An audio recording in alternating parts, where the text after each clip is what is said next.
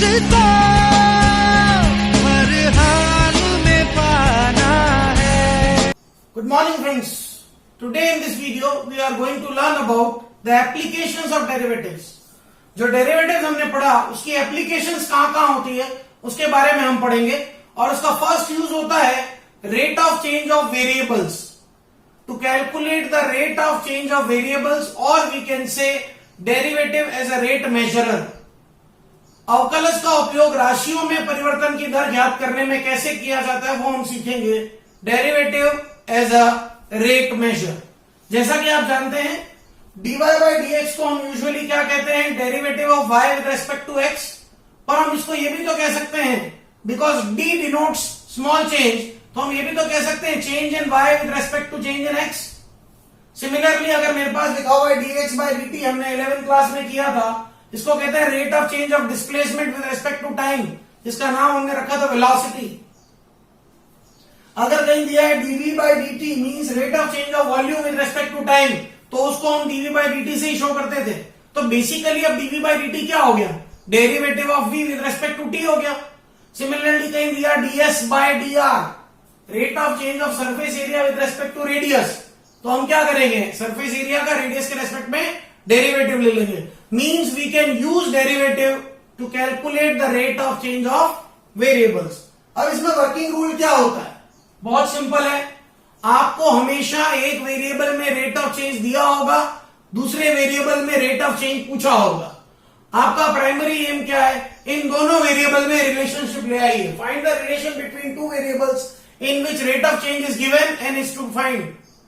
उन दोनों वेरिएबल में रिलेशन ले आइए जिनमें एक में रेट ऑफ चेंज दिया है, दूसरे में फाइंड आउट करना है।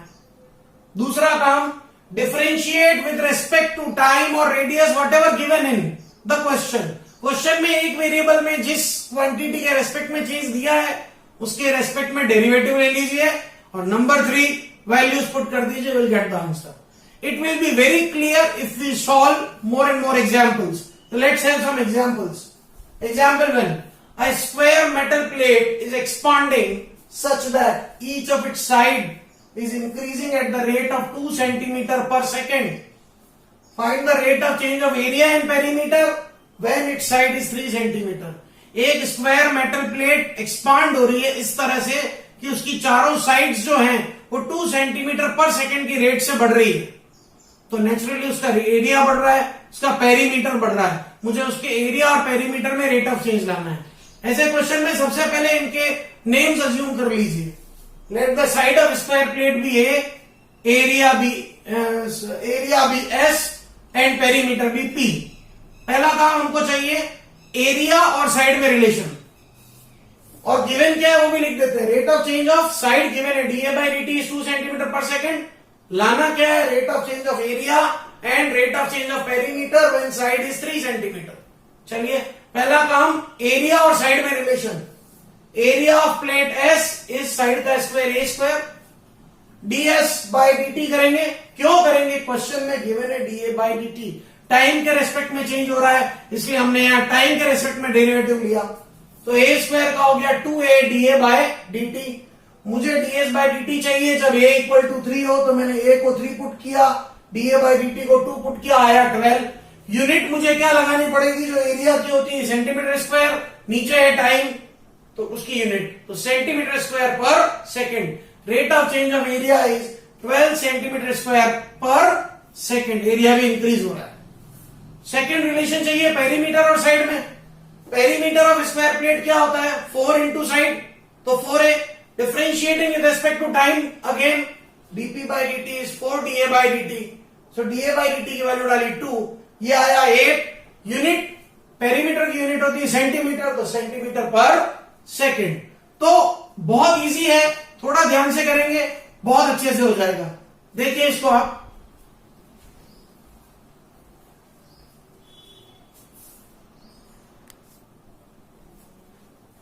now we will take another example. This is different kind of example. देखिए, a spherical balloon is inflated at the rate of 900 centimeter cube per second. Find the rate of change of its surface area when radius is 15 centimeter. एक spherical balloon में हवा भरी जा रही है, it's inflated at the rate of 900 centimetre cube पर second as the unit suggest us. ये rate of change of volume है, जैसा हमको यूनिट बता रही है ये rate of change of volume है। मुझे rate of change of surface area लाना है जब रेडियस कितना हो 15 सेंटीमीटर। सबसे पहले तीनों के नाम रख लेते हैं अपन। वॉल्यूम को मैंने कहा V है, रेडियस को मैंने कहा R है, सरफेस एरिया को मैंने कहा S है। मुझे dV बाय dt गिवन है और ds बाय dt लाना है जब R 15 सेंटीमीटर है। अब हम अच्छी तरह जानते हैं कि वॉल्यूम और सरफेस एरिया में डायरेक्ट रिलेशन कोई भी नहीं होता है, इसलिए पहले अपन वी नो दैट वॉल्यूम और रेडियस में रिलेशन है, तो मैं पहले rate of change of volume की मदद से rate of change of radius लाऊंगा, फिर rate of change of radius की मदद से rate of change of surface area लाऊंगा। इन्होंने डबल क्वेश्चन पूछ लिया है, पर एक ही चीज देखिए, इसलिए बहुत ध्यान से समझिएगा। First of all will find dr by dt with the help of dv by dt। Volume of spherical balloon v होता है 4/3 पाई r क्यूब। डेरिवेटिव ले लीजिए 4/3 पाई इंटू आर क्यूब का 3r square dr by dt, तो इससे dv by dt आया 4 pi r square dr by dt। So dr by dt आया 1/4 पाई r square dv by dt। Now r को 15 put किया, 4 into pi into 15 square into 900, 15 का square होता है 225, 225 4 जा 900, 900 cancel. Rate of change of radius आ गई 1/पाई सेंटीमीटर पर सेकेंड। नाउ अब हमको सरफेस एरिया में चेंज चाहिए था, तो surface area of spherical balloon is 4 pi r square. So ds by dt is 4 pi r square का 2r dr by dt। हमको ds by dt कब चाहिए, जब r कितना हो 15, तो हमने r को डाला 15 और dr by dt को डाला 1/पाई, तो ये आया 120। यूनिट क्या लगाएंगे, सरफेस एरिया की यूनिट सेंटीमीटर स्क्वायर, टाइम की यूनिट सेकेंड। तो ये डबल क्वेश्चन था, एक ही क्वेश्चन में दो चीजें पूछ ली थी, तो दोनों को हम इस तरह से 1 by 1 सॉल्व करेंगे। Now will take some more examples on it.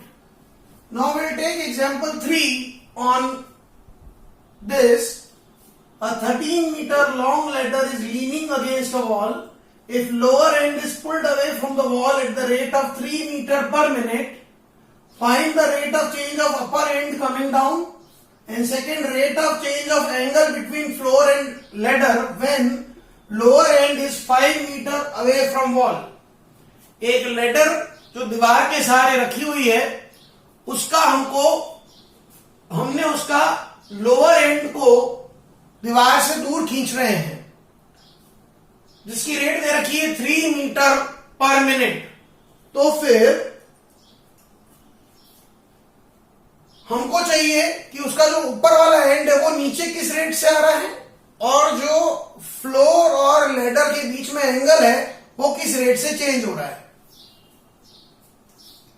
Late AB be the wall and BC be the ladder। CD की लेंथ दे रखी 13 मीटर। मैं अज्यूम कर लेता हूं जो लोअर एंड ऑफ लेडर है उसका वॉल से डिस्टेंस x मीटर है, और जो अपर एंड का फ्लोर से डिस्टेंस y मीटर है, तो मैंने इनका नाम लिख दिया। Let AB be the wall, BC be the ladder, CD है 13 मीटर की, AC x मीटर है, AB y मीटर है। दिया हुआ क्या है, x में रेट ऑफ चेंज मतलब dx by dt दिया है 3 मीटर पर मिनट। हमें लाना क्या है, we need to find dy by dt and d theta by dt जब x 5 मीटर है, x इज 5 मीटर। तो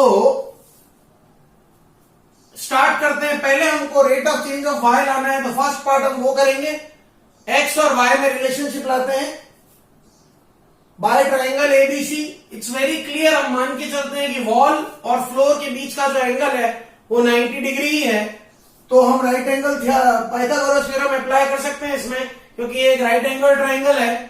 तो X square plus Y square is 13 square, और जब x 5 मीटर है तो y 12 मीटर होगा बाय पाइथागोरस थ्योरम। नाउ इसका डिफरेंशियल करें with respect to time t, तो 2x dx by dt plus 2y dy by dt is 0। dx by dt पड़ा है, dy by dt लाना है, so dy by dt will be minus x by y dx by dt। so dy by dt की value x और y को 5 और 12 put किया, dx by dt को 3, तो आंसर आया -5/4 मीटर पर मिनट। ये नेगेटिव में क्यों आया? क्योंकि अपर एंड इज कमिंग डाउन, सो वो डिक्रीज हो रहा है, इसलिए ये नेगेटिव में आया। नाउ हमको लाना है rate of change of angle, और गिवन है rate of change of X, तो हमको एक्स और थीटा में रिलेशनशिप चाहिएगी। From this we can very easily see we are having base, और हमको लाना है हाइपोटेन्यूज और बेस में रिलेशन। हाइपोटेन्यूज बेस में रिलेशन आता है कॉस से। Cos theta is X by 13 means X is 13 cos theta. Differentiating with respect to T, dx by dt is d by dt of 13 cos theta, that is dx by dt is minus 13 sin theta d theta by dt। हमको लाना है d theta by dt, वो हो जाएगा minus 1 by 13 sin theta dx by dt। When x is 5 तो y 12 है। अब इस ट्राइंगल से अगर मैं sin theta लाऊं तो वो होता है y upon 13, और y की वैल्यू 12 है तो 12 upon 13, और rate of change of x पड़ा है प्लस में 3। सॉल्व किया, ये आया -1/4। यूनिट हमेशा रेडियन ही यूज होती है, डिग्री यूज नहीं होती है। So rate of change of angle आ गया -1/4 रेडियन पर सेकेंड। वेरी गुड एग्जाम्पल, आप इसको ध्यान से देखिए।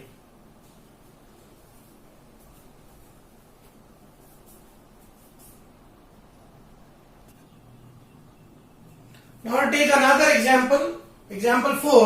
A man 2 meters high walks at a uniform speed of 5 km per hour away from a lamp post 6 meter high. Find the rate at which the length of his shadow increases. एक 2 metre लंबा आदमी 6 metre लंबे lamp post से 5 kilometer per our की rate से दूर जा रहा है, तो हमको ये पता लगाना है कि उसकी शैडो, उसकी छाया किस रेट से बढ़ रही है।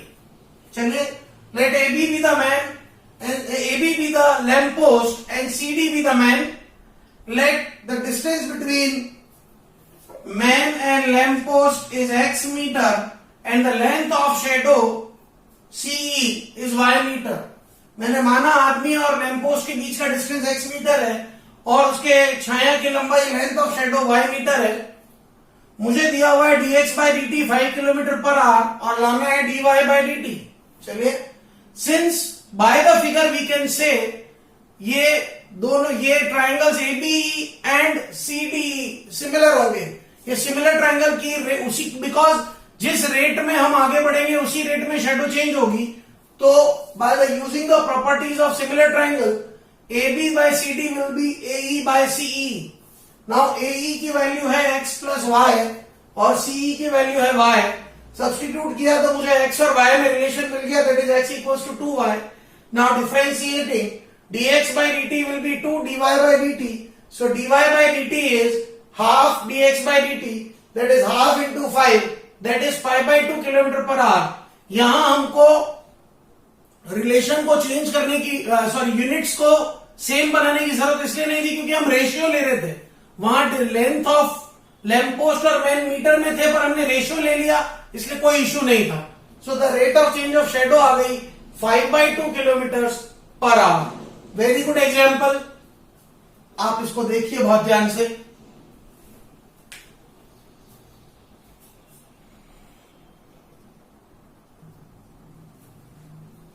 Now we are taking another example. This example is based on a cone. A cone is 10 centimeter in diameter and 10 centimeter deep. Water is poured into it at the rate of 3 centimeter cube per minute. At what rate the water level is rising at the instant when the depth is 6 centimeter? एक conical funnel मान लीजिए, conical tank मान लीजिए, हम इसमें पानी डाल रहे हैं। Water is poured into it at the rate of 8 centimetre cube पर मिनट। नेचुरली जब पानी अंदर जा रहा है तो वाटर लेवल राइज हो रहा है। हम ये पूछ रहे हैं कि जब वाटर लेवल राइज हो रहा है और जब इस वाटर की डेप्थ 6 सेंटीमीटर है तो इसके राइज होने की रेट क्या है? What is the rate of rising water? चलिए, पहले हम सब चीजों को अज्यूम करेंगे। Let O A B be any cone, L M is the water level at any instant T. किसी टाइम टी पे वाटर लेवल एल एम है, उस वक्त उसकी हाइट अपन ने एच ले ली, रेडियस उस वक्त अपन ने उसकी स्मॉल आर ले ली, राइट। ओ एन, ओ ये हमारा एल एम वाटर लेवल था, वो वाला हमने ओ एन रखा है। सो ओ एन हमने एच अज्यूम कर लिया है। वॉल्यूम इसका लिया है V. mn, radius at that instant is r, given है कोन का डायमीटर 10 है और कोन की हाइट भी 10 है। Now DV by DT is कितना 4 सेंटीमीटर क्यूब पर मिनट गिवन है। Rate of change of volume मुझे गिवन है 4 सेंटीमीटर क्यूब पर minute and we need to find DH by DT. इसके एच के राइज होने की रेट चाहिए जब एच 6 सेंटीमीटर है। चलिए वॉल्यूम का फॉर्मूला होता है 1/3 पाई आर स्क्वायर एच। अब यहाँ पे दो अननोन है आर और एच, दोनों चेंज हो रहे हैं और हमको क्या चाहिए ये सोचना पड़ेगा। हमको चाहिए rate of change of H. इसलिए हमने क्या किया, हमने यहाँ दो ट्राइंगल्स अज्यूम किए। एक ट्राइंगल लिया ओ एन एम, एक लिया ओ सी बी। दोनों सिमिलर होंगे, सिमिलर ट्राइंगल की तरह बिहेव करेंगे। तो M N upon B C होगा O N upon O C. Sides का रेशियो ले लिया। एम एन है आर, बीसी है 5, क्योंकि ए भी 10 है तो बीसी 5 है। ओ एन हाइट एच है और ओसी टोटल हाइट 10 आपको दे रखी है। तो आर और एच में रिलेशन आ गया, R is equal to H by 2। उसको हमने वॉल्यूम में पुट किया तो वॉल्यूम प्योरली एच की टर्म्स में आ गया पाई बाय 12 एच क्यूब। हो सकता है हमको क्वेश्चन में rate of change of radius पूछ लेता, इन दैट केस हम एच को रिमूव करके आर ले आते। तो जैसा पूछा जाएगा वैसा करना पड़ेगा। नाउ डिफरेंशिएट करेंगे तो एच क्यूब का 3h square D H by D T. हमारा एम लाना है D H by D T, तो वो हो जाएगा 4 upon pi H square D H by D T. Values डाल दीजिए 4 पाई एच की 6 और डीवी बाई डी टी की 4। आंसर आ गया 4 अपॉन 9 पाई सेंटीमीटर पर सेकेंड। यहाँ हाइट चेंज हो रही है इसलिए यूनिट सेंटीमीटर लगेगी। आप चाहे तो पाई को सॉल्व भी कर सकते हैं 22/7 डाल के, नहीं तो इट्स ओके। तो ये कोन का क्वेश्चन था जिसमें कोन का वॉल्यूम चेंज हो रहा है, हमको rate of change of height लानी थी। So very very good example.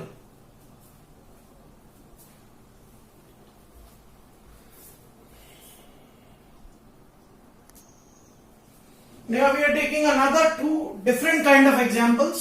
Example 6. A particle moves along the curve y equals to 2/3 x cube plus 1. Find the point on the curve where the y coordinate is changing twice as fast as x coordinate. एक particle एक curve y equals to 2/3 x cube plus 1 के according move कर रहा है। हमको rate of change, हमको वो point find out करने हैं जहां rate of change of y is twice the rate of change of x है। Find those points where rate of change of y is twice as fast as rate of change of x। y में परिवर्तन की दर x में परिवर्तन की दर की दुगुनी है, ऐसे पॉइंट चाहिए। चलिए कर्व दिया हुआ था, सपोज पॉइंट अल्फा बीटा है जहां पे dy by D T dx by D T का डबल है। मैंने ऐसा माना कि वो पॉइंट अल्फा बीटा है जहां dy by D T is equal to twice dx by D T है। तो alpha beta will satisfy our curve. हमने सेटिस्फाई करवा दिया क्योंकि ये अल्फा बीटा तो हमेशा कर्व के ऊपर ही लेने। Differentiating in respect to T dy by D T आ गया 2/3 3x square dx by D T plus 0। मुझे दे रखा है अल्फा बीटा पे dy by D T is 2x d2 dx by D T. मैंने सब्स्टिट्यूट किया तो x को डाल दिया मैंने अल्फा। इससे अल्फा स्क्वायर की वैल्यू 1, मतलब अल्फा आया ±1 बाय इक्वेशन 2। जब अल्फा +1 है तो बीटा ले आया, मैं वैल्यू पुट कर दी, और जब अल्फा -1 है तो बीटा ले आया। तो मुझे पॉइंट्स मिल गए 1,5/3 and -1,1/3।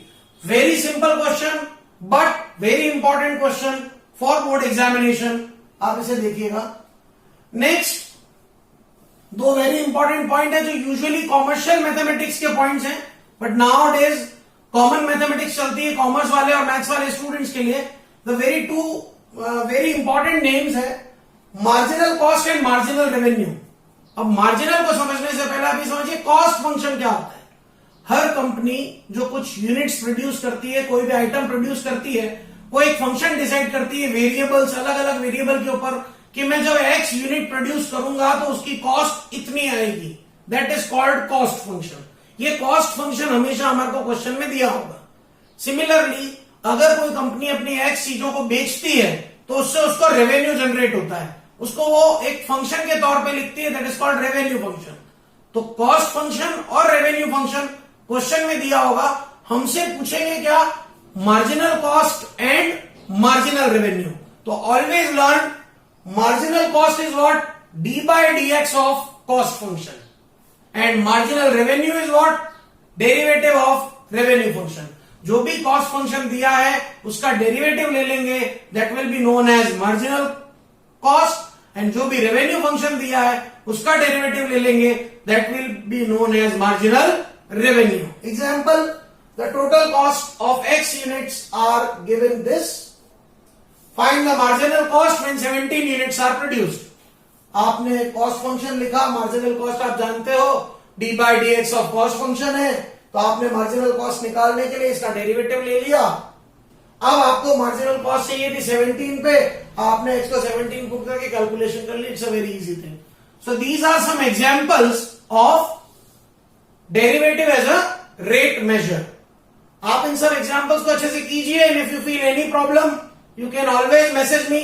I will solve your problems for sure. Thank you. Have a great day. Luxembourg.